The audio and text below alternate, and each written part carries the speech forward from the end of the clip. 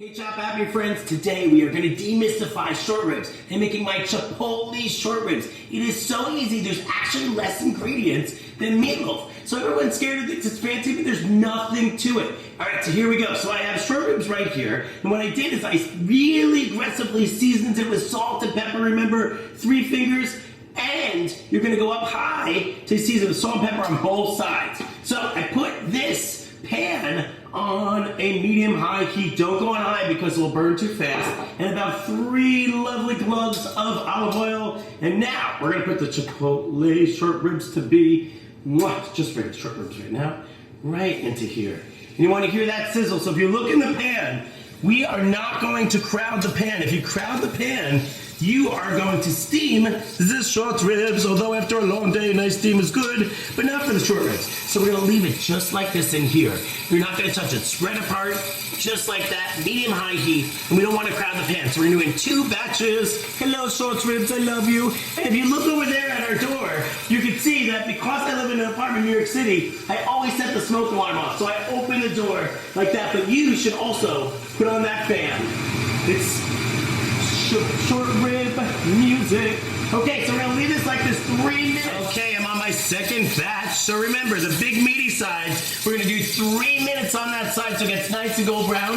The side bony sides, just a minute, so you get it nice and brown. And the point of this is it seals in the flavor. When you do this and you braise it for long periods of time, it seals in the juices and everything just like that. So it is wonderful. So remember, I salted it aggressively. I left it out of the fridge about 30 minutes. Then I put it on a medium-high pan with just a couple swirls of olive oil, not too much, just 3 swirls around. And I seared it 3 minutes on each side. 3 minutes on each side. And if you live in an apartment like me, you open up that door so that you don't cause the smoke alarm to go off. Charlie, our sous chef, always hears the smoke alarm go off. Now, here's the most fun part. So if you look back in the pan now, and you see that, right, that beautiful brownness in the pan, people get grossed out by that, but don't worry about that. That is supposed to be there. That's all the lovely juices and stuff that came from that. So I'm gonna put 2 onions that I cut into sort of half moon shapes. Now you don't have to do that. You can cut it any way you want because we're gonna braise this long time.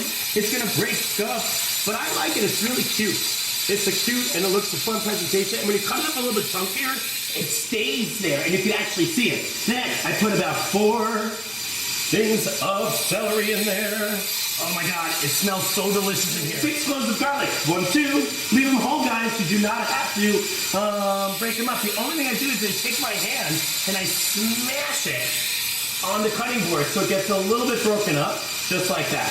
Now, this is the biggest mistake people make is they do not salt and pepper aggressively. 3-finger pinch of salt and pepper on there so that it makes sure that everything's seasoned. Now, I know there's salt and pepper on the bottom, but here we go. Oh my God, you hear that sizzle? When you hear a sizzle like that, it's as if your heart is saying, comfort food, come to my tummy. All right, so we are gonna mix this for a little bit, get up all those little pieces from the bottom, nice and flavored. If you look, it's gonna look very salty, peppery, and all the whole thing. And we're gonna let this go for about 2 minutes. Okay, it's been about 2 or 3 minutes, and now I'm gonna put a 1/4 cup of this beautiful tomato paste, and this just adds a little bit of a deep richness to it, and it just sasses it up. And you're gonna mix it around just so it gets all over those beautiful crushed tomatoes. A can of crushed tomatoes right in there. Hello, crushed tomatoes. I'm gonna put in some beef broth right in there, 1 can of beef broth. I use low sodium, you can use whatever you want. And then folks, this is the best part. If you look up here a second, this is what makes it Chipotle. This is Chipotle peppers and adobo sauce. So what I do is I just take a tablespoon of the actual sauce, not the peppers, and I put that in there for the spice. Now, if you like this super spicy, you can do 2 tablespoons of this, but it's pretty intense. There's also these beautiful peppers in there. They are crazy spicy. When I tested this, whoa, mama. So unless you're like fireball spicy, don't use it. So I'm gonna mix this all together like that. And this is the bath. And all that meat that we just seared is going to go in, and the beautiful flavors of the beef that from the bottom of the pan, the onions, the celeries, all that, and I just do 1 or 2 swirls of honey around it too, just to balance out the spiciness and the heat. And we are going to just get these to soak right in there, and they do not have to be fully submerged. Here we go.